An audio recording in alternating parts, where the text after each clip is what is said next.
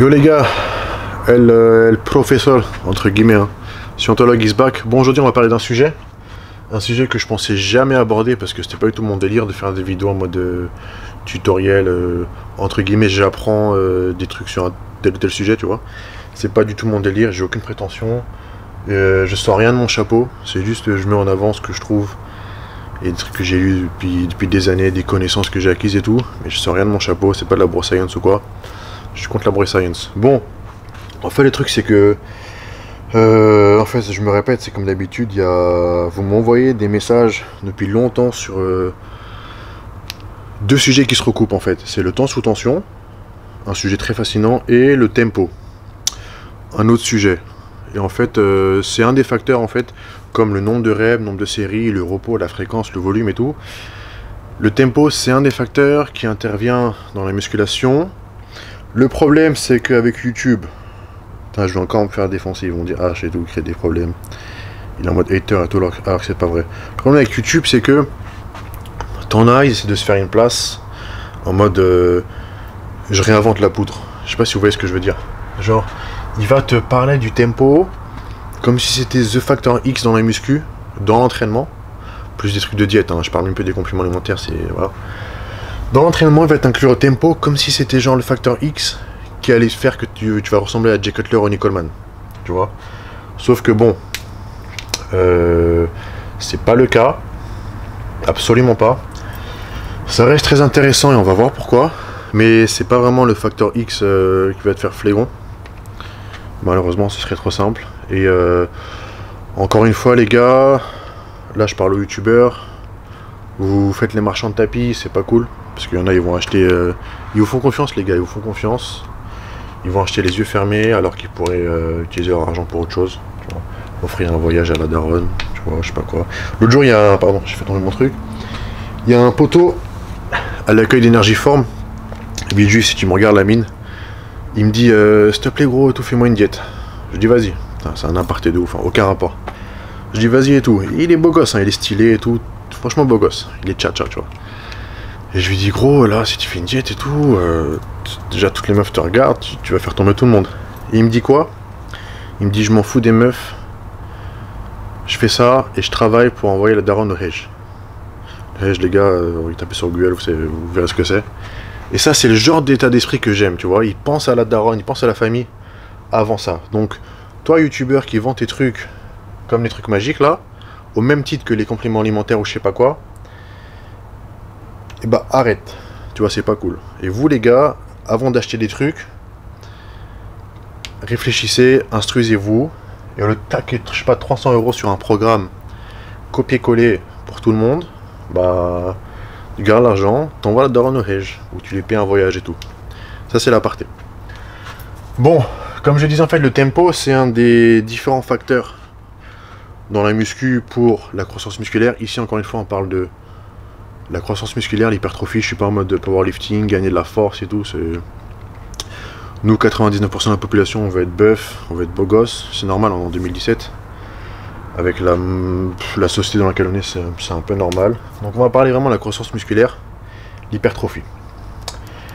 Comme j'ai dit, dans les facteurs, tu as le nombre de répétitions, le nombre de séries, le repos, la fréquence d'entraînement, le volume. Est-ce qu'il faut pousser lourd, est-ce qu'il faut pousser léger? Ça, c'est vraiment les questions récurrentes. La réponse récurrente, c'est pour 99% de la population. Sauf si t'es gifted, si genre Dieu t'a fait ça, tu vois. Comme il a fait à Dexter Jackson, Jay Cutler, etc. Eux, les gars, ils poussent pas lourd, entre guillemets. C'est-à-dire que l'hypertrophie, c'est très très simple. Tu prends ton 1 RM. 1 RM, c'est répétition maximale. Admettons que au dev couché, ton 1 RM, c'est 100 kg.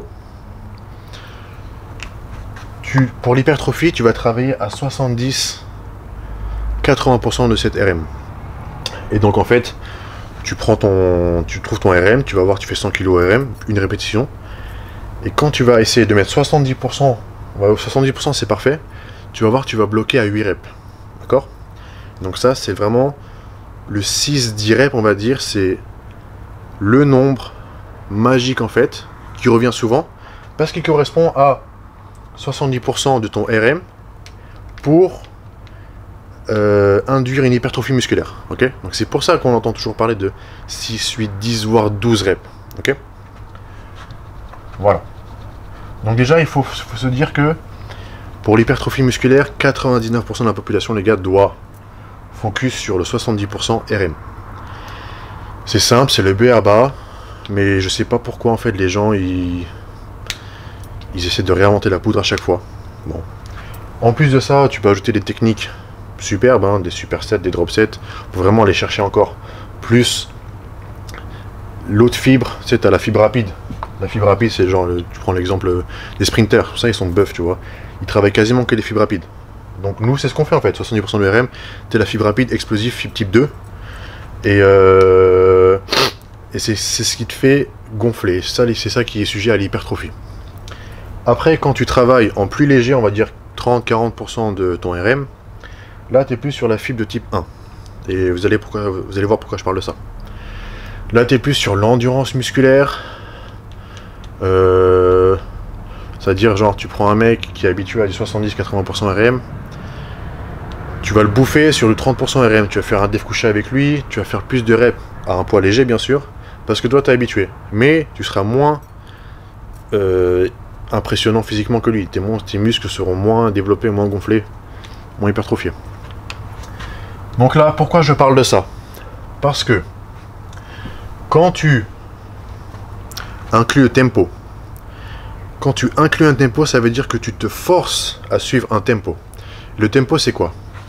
Ça a été inventé par Charles Poliquin, les gars, non pas par certains youtubeurs, hein, Charles Poliquin. Il y a 4 phases dans une répétition. On va prendre un exemple de def couché. La phase excentrique, c'est tu as la barre qui est bloquée et tu la descends. Donc tu contrôles la descente. Donc là j'ai mis un chiffre, 4. On va dire tu mets 4 secondes et tu te forces à faire 4 secondes, à retenir la barre 4 secondes pour la phase excentrique. Ensuite la barre est en bas et touche tes pecs. Tu te forces à rester 2 secondes en bas. C'est pas mal, ça stresse bien. Okay. Ensuite à la phase concentrique, c'est quand tu la remontes. Tu mets 2 secondes. Enfin là le tempo c'est forcé, d'accord? Tu te forces à mettre 2 secondes pour remonter la barre. Et ensuite une fois que tu es en haut, là j'ai mis 0, c'est arbitraire, hein. J'ai mis 0, j'aurais pu mettre 1, genre tu restes 1 seconde en haut, les coudes pas verrouillés bien sûr, pour éviter les tendinites du coude, comme moi. Voilà, en gros c'est ça le tempo. C'est un exercice, 4 chiffres. Archi simple. Le truc c'est que quand tu veux mettre un tempo, ça veut dire que tu te forces à mettre un tempo. Qu'est-ce que ça veut dire implicitement? Ça veut dire que implicitement, tu vas essayer, là tout de suite en rentrant chez toi à la salle, tu seras obligé de mettre un poids moins lourd. Ok? Parce que si tu mets un 70-80% de ton RM, première série, hein, peut-être que tu vas réussir à faire 4 secondes la phase excentrique, rester ça, ensuite 2 secondes, et encore c'est arbitraire, hein. Il y en a c'est genre 4, 0, 1, 0, vous voyez? Ou 4, 0, 4, 1, tu vois? Donc ça veut dire que pendant 4 secondes, tu es là, tu as 80 kg sur toi, et ensuite tu restes en bas 1 seconde, ensuite tu remontes 80 kg, 4 secondes. Tu fais ça, normalement 3 séries t'es mort, deuxième série tu peux même pas faire ça, tu vas baisser les poids à chaque série. Or, plus tu baisses les poids, tu vois, tu as les fibres de type 2 et les fibres de type 1. Ça te fait flégon. Ça c'est l'endurance musculaire, même si bien sûr il faut les travailler. Moi perso je travaille 70-80% de mes entraînements c'est sur le lourd fibre type 2. À la fin quand je suis mort je travaille type 1. Donc c'est là, je mets plus léger, je pump, je fais des drop sets etc. Je m'étire. Voilà, histoire d'avoir un truc complet. Tu vois. Le problème c'est que quand tu fais du tempo, bah peut-être ta première série tu seras sur le fibre de type 2.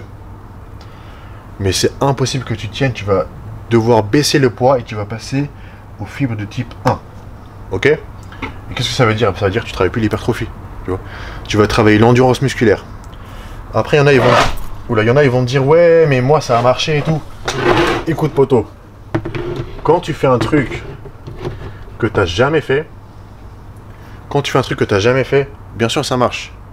Et c'est super, c'est magique, tu vois. Moi, si demain je travaille le tempo, ça va marcher 2 semaines, je vais flégon. Après, niet. Si toi, tout le temps, tu travailles sur le tempo, si tu travailleras même plus les fibres de type 2. Tu seras même plus sur du lourd. Or, c'est le lourd, tu vois, qui fait que tu prends de la masse, en plus de la force. Et c'est pas moi qui le dis, je vais vous mettre un passage d'un bodybuilder que j'adore. Ora Jahbar, Olympia, là, il avait éclaté sa dick l'année dernière. Cette année, il n'a même pas fait top 5, c'est dommage, je crois 6ème ou 7ème. Il s'est fait voler, mais bon, classique Olympia. Voilà, c'est un Iranien, c'est un frérot de ouf. Je lui envoie là les messages, il me répond jamais. Mais t'inquiète, je sais qu'il me surveille.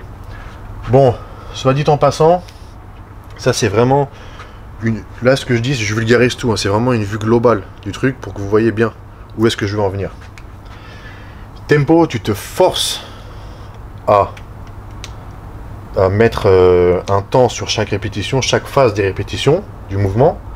Et petit à petit, tu passes à la sollicitation des fibres de type 1. Donc c'est pas ce qu'on veut, nous on veut être bœuf. Je parle pour ceux qui veulent être bœuf. Donc, voilà. Le truc c'est que, par contre ce qui est bien c'est que ça te fait travailler ton muscle plus longtemps, il sera sous tension plus longtemps. Ça c'est sûr que c'est bénéfique, parce que le temps sous tension, ça a été prouvé que plus ton muscle est sous tension longtemps, plus en fait il est traumatisé, stressé.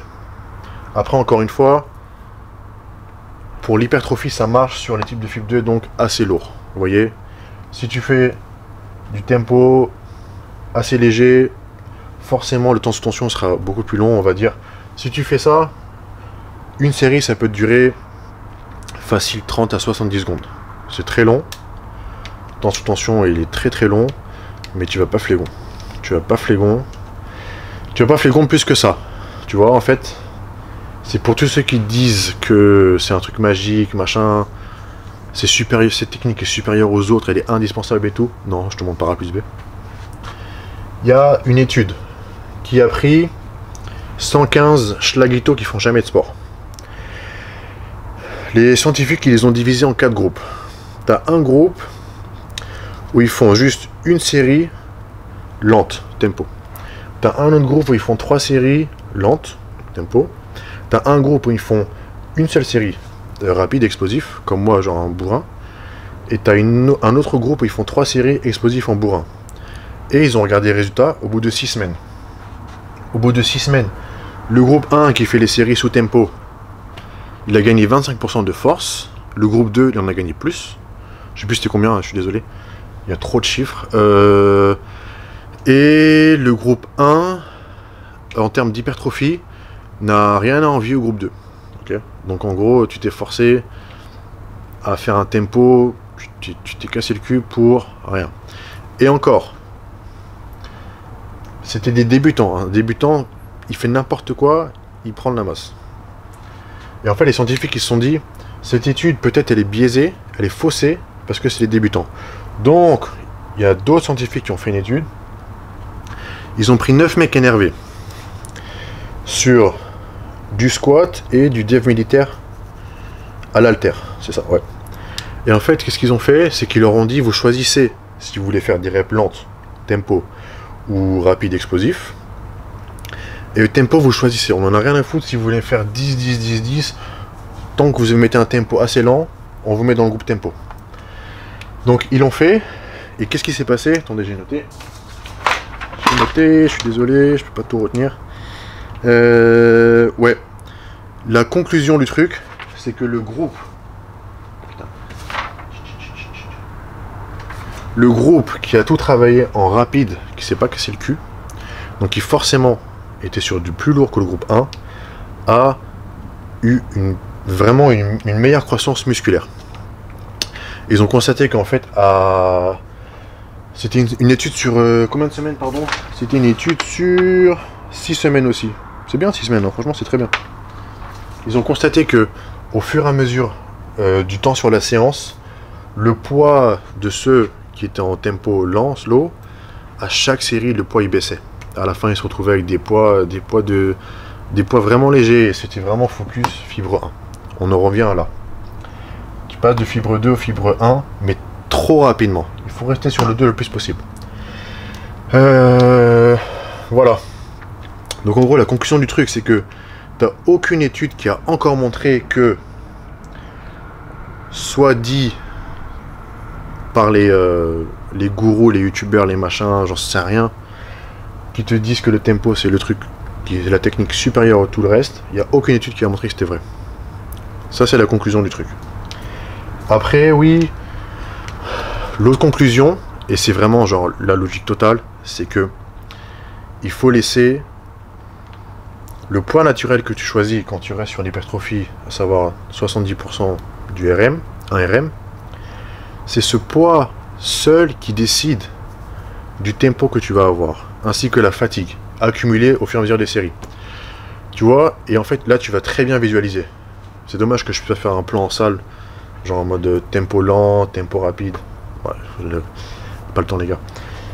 Imagine, tu prends Dev incliné halter, le truc vraiment éprouvant de ouf, parce que tu l'as soulevé l'halter et ça flingue. Tu mets 50 kg chaque côté. On va dire 30. 30 kg chaque... Ouais. 40 kg chaque côté. Ça correspond à ton 70% RM. D'accord? Première série, tu seras au top parce que tu es bien chauffé avant et tout. C'est pas mal quand même, 40 kg. Tu vas pas faire des trucs comme ça, comme tu ferais si tu avais genre 18 kg, tu vois. Comme vous avez vu dans mes vidéos souvent, je fais souvent en mode épileptique, c'est parce que je mets très léger. Et parce que je suis blessé, donc je mets très léger, et voilà, c'est comme ça que j'ai des sensations quand je suis blessé. Et je maintiens mon muscle. Mais quand je suis pas blessé, je mets lourd. Hein. Et je mets lourd. Et en fait, quand tu mets lourd, implicitement, indirectement, tu as un tempo naturel. Tu vois. Ta première série, le tempo sera différent de la deuxième, parce que tu es au top. Tu vas mettre peut-être 2 secondes à soulever les haltères. Ensuite, c'est bien lourd, tu n'as pas envie de te niquer les épaules, les articulations. Tu vas mettre peut-être 2 secondes et demie, tu vois, à descendre le truc. Tu vas rester une demi-seconde en bas, etc., etc. Et à troisième série, tu vas peut-être mettre 4 secondes à descendre. Et tu vas peut-être mettre 6 secondes à monter parce que tu es mort. Et la dernière rep de la dernière série, peut-être que tu vas avoir les yeux rouges comme dans Total Recall, quand Schwarzenegger il sort du truc là, et son truc il éclate. Tu vas mettre peut-être 20 secondes à remonter le truc, tu vois. Donc en fait, il faut vraiment laisser le poids naturel que tu choisis sur une base pour travailler l'hypertrophie musculaire dicter le tempo, ainsi que ta fatigue, tu vois. Tu auras la fatigue nerveuse, tu auras la fatigue musculaire, articulaire. Et en faisant ça, tu dois rester sur les fibres de 70% RM. Bien sûr, tu peux faire des séances, t'es pas dedans, je conseille à mes élèves, quand t'es mort, tu fais du léger, tu soulages un peu les articulations, si t'es nerveux et tout. Mais la plupart du temps, tu dois rester sur le 70% RM. Et si tu veux t'éclater, tu peux taper des 90% RM, c'est très bien aussi, ça fait du bien hein, pour l'ego. Donc voilà les gars, en gros le message que je voulais faire passer. Ça, par A plus B, il y a plein d'études, hein. Franchement, vous tapez plus études américaines que françaises. Tempo Studies ou Time Under Tension Studies, vous allez trouver là les trucs, avec des références de ouf qui vont vous amener à des études universitaires de... Il y a plein de trucs les gars, des études allemandes sont top. Tu télécharges le livre de Poliquin là, sur Amazon. Il est comme as, il te sort des trucs à l'époque bulgare, soviétique, russe, des études sur ça. T'as rien qui te montre, comme te vendent les autres, que voilà, que c'est supérieur aux autres. Absolument pas. Et vraiment, on l'a montré par A plus B, il faut rester sur du lourd si tu veux travailler l'hypertrophie. Voilà, après ça n'empêche pas que de temps en temps, si tu as envie de faire ça, ça te fera pas de mal, ça fait du bien, ça te fera des sensations différentes, des courbatures différentes. C'est comme si demain... tu fais développer couché 120 kg sans rep, 120 kg sans rep, et tu vas faire 3 séries de 15 pompes. Tu fais jamais de pompes, tu auras des courbatures, c'est la même chose. C'est pas pour autant que tu vas flégon, vous voyez. Donc voilà, j'espère que j'étais pas trop en mode hater. Je sais pas, mais en fait le truc c'est que genre j'ai là les mecs qui m'envoient des messages, même des élèves qui m'envoient les programmes qu'ils ont achetés d'autres youtubeurs. Je suis là déjà, c'est des copier-coller. C'est des copier-coller, les mecs, mes élèves, ils ont des corps différents, des métabos différents, c'est les mêmes programmes, et je vois le truc, c'est genre, chaque truc t'as un tempo. Ça veut dire déjà en plus, comment tu peux, c'est-à-dire tu es chez toi, tu vas préparer ta séance, MDR, hein, j'ai la vidéo en tête là. Tu es chez toi sur ton PC, tu vas ouvrir Excel. Tac, tu vas te casser le cul à faire ça, genre t'as que ça à faire, la vérité. Tu vas dire, oh je vais faire ça demain, rowing, soulevé de terre, machin, et 4 séries de machin. Tac, tempo 4-0-1-0, sur chaque truc, ça va te prendre 2 heures pour faire ça. Après tu arrives à la salle, tu sors ta feuille imprimée. Et pour chaque série, tu vas regarder, il faut que tu fasses ça, tu vas te forcer à faire un truc pas naturel. À la fin de chaque série, tu vas noter, oui j'ai réussi, j'ai fait ça, ça. Franchement, si tu prépares, j'en sais rien moi, si tu es préparateur physique, tu as un élève qui prépare Olympia, c'est archi bien, bravo, magnifique. Mais t'es là gros, tu dois ramener de l'argent pour la famille, t'as pas que ça à faire de passer ton temps sur Excel. Excel que je maîtrise les gars, franchement Excel, me clashez même pas sur ça. J'ai formé des experts comptables, je les ai clashés, donc je connais Excel. Moi quand j'ai vu Excel l'autre jour, j'ai rigolé. D'ailleurs, si vous avez besoin de trucs automatisés, les gars, calculez vos diètes, calculez vos entraînements et tout, je vous fais un truc en un bouton, tout est prêt. Vous me demandez, mettez en commentaire. Voilà, t'as pas que ça à faire, gros. Moi, si ma daronne, quand j'étais gamin, elle rentre dans ma chambre, elle voit, je suis sur Excel, des trucs imprimés de muscu, au lieu, je sais pas, de faire mes devoirs, ramener de l'argent, c'est rien, mais elle me baffe, elle rigole. Ou elle rigole, c'est encore pire. Voilà, les gars, vous avez pas que ça à faire. Restez naturel dans l'approche. Instruisez-vous à fond. Là, tout ce que je viens de dire, je vous en supplie, les gars, allez vérifier. Allez vérifier. Je vais faire exprès de ne pas mettre les sources, parce qu'en 10 minutes, vous trouvez tout ça. En 10 minutes, vous trouvez tout ça. Je vous en supplie, les gars, allez vérifier par vous-même. C'est en vérifiant par vous-même que vous allez apprendre de ouf. C'est pas avec cette vidéo que vous allez apprendre, c'est en vérifiant après cette vidéo, vous allez checker. Vous allez apprendre de ouf. SVP, les gars, faites ça. Et ayez ce réflexe pour chaque truc que vous regardez. Ok? Et je pense que ça va vous aider. Voilà les gars, après, moi toujours ça me fait plaisir de faire des vidéos. Avec la bande de potos là, Mehdi, Kiki, Yaya. On est là, on se repose un peu. On avait beaucoup charbonné là, mais vous inquiétez pas, on va reprendre le rythme. On se prépare tranquille dans notre grotte. Et puis voilà, moi je continue à faire des vidéos comme ça, parce que c'est vous qui me demandez. Moi là-bas, je suis un gars très simple. C'est je viens à la salle, ma diète elle est nickel quand il faut qu'elle soit nickel. Mais je viens à la salle, je mets le plus lourd possible. Hypertrophie 70-80% RM. Lourd, 8 reps. À 8 reps, il faut que j'ai le sang qui sort des yeux. Vous voyez ce que je veux dire? Si à 8 reps, je suis là. 7, 8, je pose la terre, c'est pas bon. C'était un échauffement. Vous voyez les gars ce que je veux dire? Restez sur du lourd. Et instruisez-vous à fond, à fond, à fond, à fond, sur tous les sujets. Et voilà, après moi, pour moi, c'est un plaisir de vous préparer ces trucs. Peut-être que vous voyez pas, ça me prend du temps en plus de mon travail principal, c'est pas mon travail YouTube. Ouais, moi, demain YouTube ça s'arrête, y a pas de souci, mes factures elles seront payées. Par contre, le mec là qui base sa vie sur YouTube, demain ça s'arrête, il est dans la merde mon pote, et c'est pas bien. Bon, prenez soin de vous les gars, si vous avez d'autres sujets, n'hésitez pas. Allez pas enflammer les autres youtubeurs, machin, oui, H il a dit ça, non. J'ai dit ça sur un mec qui vend ça aujourd'hui, mais demain ça peut être un autre gars qui va vendre ça, ça peut être un Quinry que je connais pas qui vend ça, un Allemand qui connaît pas qui vend ça, c'est la même chose les gars. Voilà, on devrait tous être du même camp, mais sauf que quand il y en a qui arnaquent d'autres gens, qui disent des trucs comme si c'était eux qui avaient inventé ça, non. J'ai cité quelques noms. Charles Poliquin, allez regarder son bouquin il est comme ça, il est extraordinaire.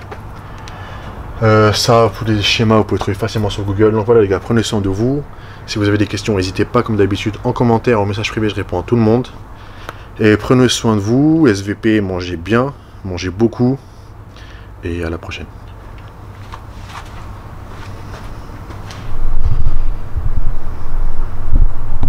But getting back to the topic at hand, I posted that about triceps lifting heavy, and somebody wrote, "Oh, you know, that's not true.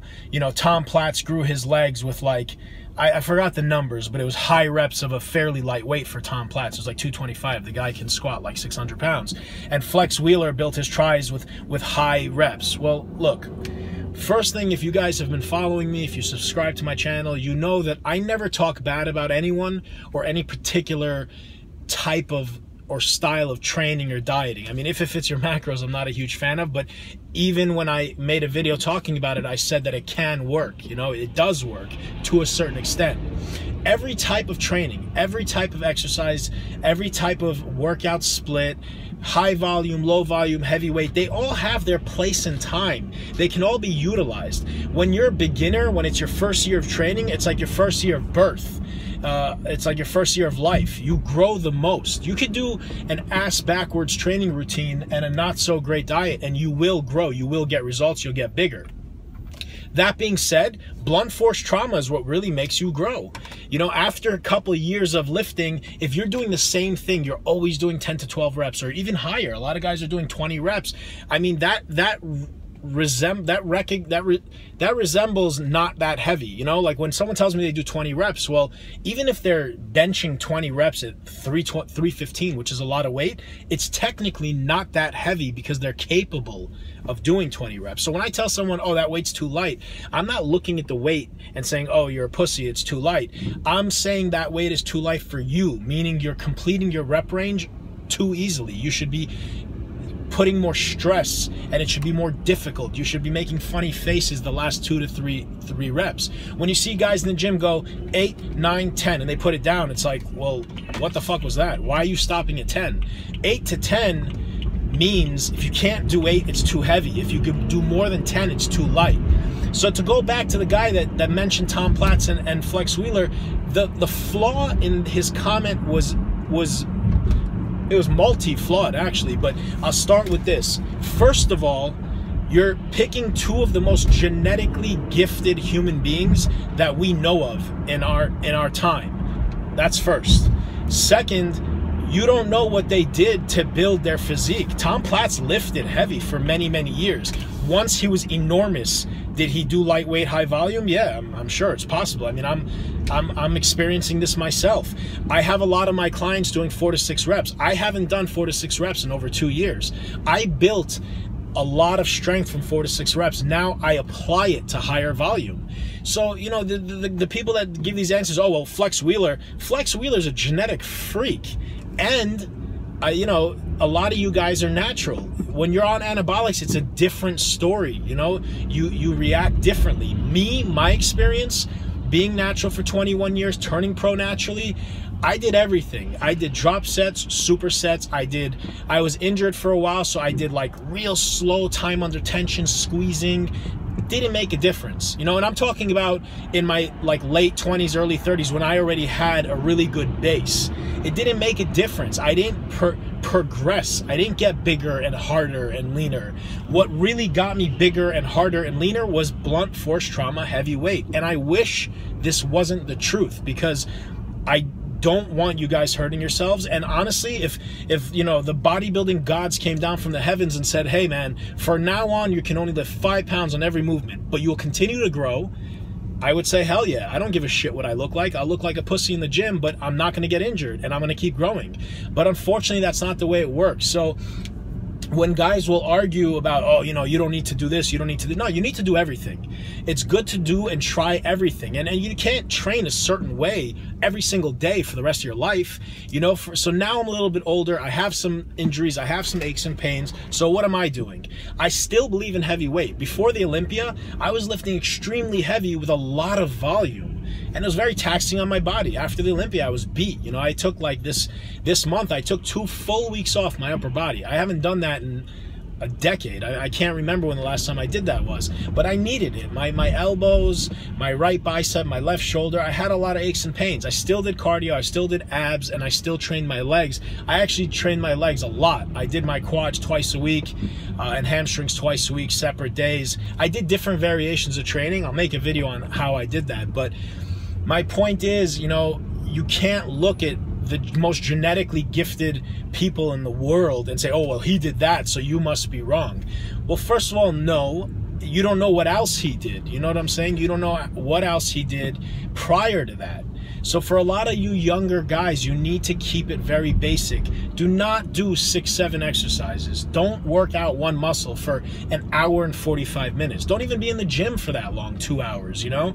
I mean, when I'm in prep, I'm in the gym a really long time. I warm up, I train, I do a little bit more volume when I'm in prep just because it's mental, psychological, and then I end up doing cardio, and then I stretch, so I'm in the gym for a long time. But for the regular person that, you know, you're not a competitor, you have a job and a girlfriend to get to, or whatever the case may be, you don't need to be in the gym for 2 hours. Train hard, train intense, and get the hell out of there and eat.